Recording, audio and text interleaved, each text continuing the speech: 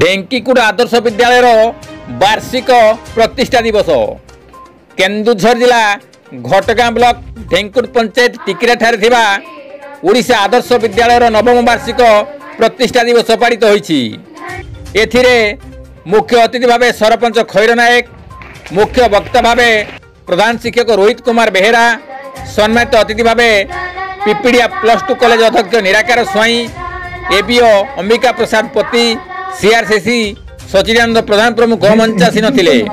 विद्यालय कार्यकारी प्रिंसिपाल भ्रमरवर मल्लिक सभापति कार्यक्रम अनुष्ठित होइतिला।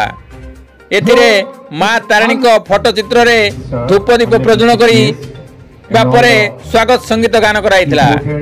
अतिथि परिचय प्रदान करथिले आदर्श विद्यालय इंग्राजी शिक्षक ब्रह्मानंद सतपति एवं विवरणी पाठ करथिले शिक्षयित्री शशि रेखा नायक। गोविंद राउत का रिपोर्ट केडी न्यूज।